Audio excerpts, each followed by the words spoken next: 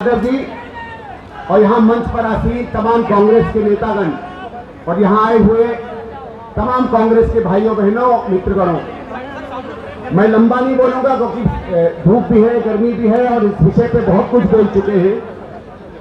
थोड़ी एक बातों का उल्लेख करूंगा और इस मसले को सरल तरीके से बात करके जेपीसी की हम क्यों मांग कर रहे हैं इस बारे में थोड़ा सा अपनी तरफ से आपसे बातचीत करना चाहूंगा।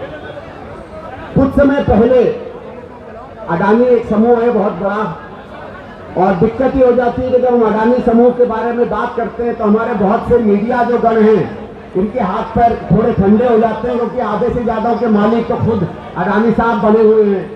इसलिए ये कितना यहाँ से आगे ले जा पाएंगे मैं तो नहीं जानता हूँ, लेकिन इनमें जो भी यहाँ खड़े हुए हैं कम से कम उनको तो मैं साधुवाद देता हूँ कि इतनी आपकी हिम्मत है कि इसके बावजूद भी आप अडानी के ऊपर सवाल खड़े करते हुए कार्यक्रम में हमारे बीच में खड़े हैं। तो हिंडनबर्ग कुछ सवाल खड़े करता है कि अडानी की जो शेयर संपत्ति है उसने कहां कहां पैसा लगाया है और उसकी गहराइयों में नहीं जाते, उसमें कुछ बहुत बड़ा घोटाला था। और जो लोग बिजनेस के परिवार को जानते हैं वो इस बात का इत्तेफाक रखेंगे। उस पर एक इंक्वायरी होती है, सेबी भी अपनी तरफ से कुछ उसमें तहकीकात करता है और फिर वो इस निर्णय में पहुंचता है कि कोई गड़बड़ी नहीं है।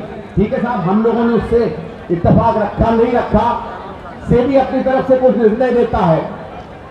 और माधवी जी जो आज सेबी की चेयरपर्सन है उस समय भी इसकी चेयरपर्सन थी और शायद अगर मैं गलत हूं तो कोई सही बताइएगा।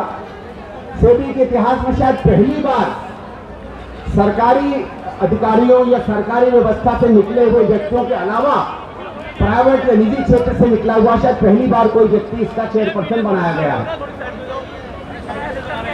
अब ये निकल कर आता है तो स्वयं माधवी जी जो है इनके अपने वित्तीय कुछ रुचियां थी अडानी समूह में, इन्होंने क्या शेयर खरीदे थे क्या नहीं खरीदे थे उस पेचीदगियों में हमको जाने की जरूरत नहीं है, लेकिन हिंडनबर्ग रिपोर्ट में इतना जरूर पता चल गया था कि दाल में कुछ काला है। और ये बात सही हो गई थी। अगर इसकी तहकीकात शायद माधवी जी की अध्यक्षता वाली सेबी के अलावा कोई करता तो शायद अडानी के खिलाफ जो तमाम सवाल खड़े किए गए थे उन सवालों में बहुत ज्यादा पुख्ता से सत्य पता चलता और आज की परिस्थिति बहुत बदली हुई होती। तो अब हम लोग जेपीसी क्यों मांग रहे हैं? आपने देखा होगा स्थानीय जब भ्रष्टाचार होता है कोई सीबीआई मांगता है, कोई कहता है सीआईडी को दे दो, कोई कहता है पुलिस की डिमांड, जेपीसी की मांग क्यों मानी जा रही है और इसमें क्यों उचित है ये बात करना बहुत आवश्यक है। देखिए, जब कोई गलत काम होता है जिसको हम कहते हैं क्राइम होता है, उसको कोई पुख्ता सबूत मिलते हैं तो सामान्यतः ऐसी चीजों पर पुलिस या सीबीआई के लोग अपनी तहकीकात कर पाते हैं। लेकिन जेपीसी क्योंकि उसमें संसद के सदस्य होते हैं उसका दायरा बहुत व्यापक होता है, वो अपने पूरे घेरे में जो सवाल आते हैं उससे दूर जाता है। इसकी आपको याद होगा जब बोफोर्स का सवाल आया था तब भी विपक्ष ने कहा था कि हम जेपीसी की डिमांड करेंगे और कांग्रेस ने जेपीसी की डिमांड मांगी थी। उसके बाद हर्षद मेहता का बहुत बड़ा कांड आया था, विपक्ष ने कहा था कि जेपीसी की डिमांड हम करेंगे, हमने जेपीसी की डिमांड मांगी थी। मनमोहन सिंह जी के सरकार के समय भी जेपीसी की डिमांड हुई थी और जेपीसी के पास इतना अधिकार होता है कि अगर वो चाहे तो वित्त मंत्री को भी बुला सकता है, अगर वो चाहे तो वित्त सचिव को भी बुला सकता है और फिर इन लोगों को सामने आकर कागजों के साथ अपने सबूत देने का अधिकार होता है। और अगर किसी केस में जो आज जेपीसी का जो आज ये हिंडनबर्ग का अडानी का केस है जिसमें माधवी जी की एक संलिप्तता दिखी जाती है, सवाल इसमें ये खड़े होते हैं कि क्या उच्च स्तर पर इन दोनों की जानकारी थी या नहीं थी? क्या माधवी बुच ने अपने तरीके से कोई हस्तक्षेप तो नहीं किया था कि अडानी को एक क्लीन चिट मिल जाए या उसको सरकार की तरफ से कुछ कहा गया था? और इन सब सवालों पर जो सवाल खड़े होते हैं इन पर तो जवाब तभी आएगा जब उस स्तर के लोग उस कमेटी पे आएंगे। सीबीआई के पास ना अधिकार है ना हिम्मत है उन लोगों से सवाल पूछने की, क्योंकि वो तो उनके अपने बॉस बैठे हुए हैं। और यही कारण है कि एक कांग्रेसी होके भी और इस देश का नागरिक होके भी हम सबकी जिम्मेवारी बन जाती है कि सेबी जैसी बड़ी संस्था को भी अपने आप को पाक साफ सिद्ध करना पड़ेगा।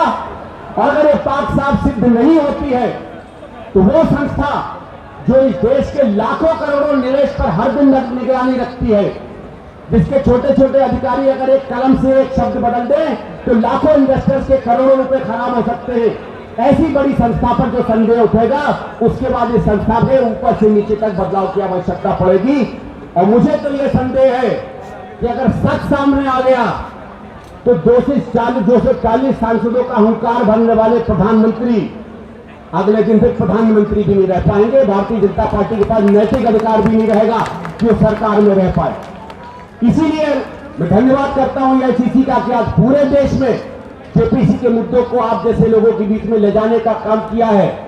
और मैं आप सबसे यही विनम्रता से निवेदन करूंगा कि जेपीसी की क्या आवश्यकता है और जेपीसी की आवश्यकता केवल एक भ्रष्टाचार हटाकर इस सरकार के ऊपर प्रश्न खड़े करने की नहीं है।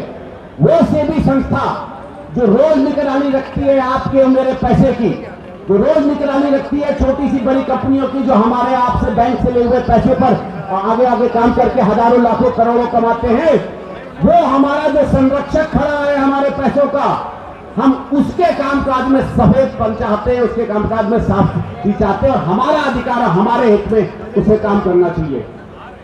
मैं अपनी बात याद करते हुए पुनः सचिन जी से यहां आने के लिए बहुत बहुत धन्यवाद करता हूं और आदरणीय देवेंद्र जी का धन्यवाद करता हूं कि हम लोगों को कल ही पता चला और जल्दी में इतनी बढ़िया भीड़ को यहां इकट्ठा किया है। और देवेंद्र भाई ये आशा करेंगे कि दिल्ली एक ऐसा शहर है जहां सेबी के जो कार्य होते हैं उससे बहुत से लाखों करोड़ों लोग यहाँ प्रभावित होते हैं।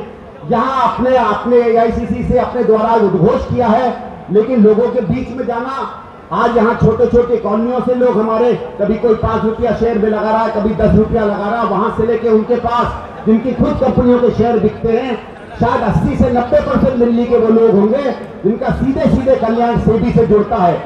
और इस सेबी को स्वच्छ रखने की लड़ाई में आज हम यहाँ खड़े हैं और उस हर व्यक्ति जिसने देश का हित जानता है और जो सेबी का हित जानता है उसकी रक्षा में हम यहाँ खड़े हैं। उस अभियान को हम और भी जमीन पर ले जाए ये आशा हम आपसे करेंगे और मार्गदर्शन हम आपसे मांगेंगे।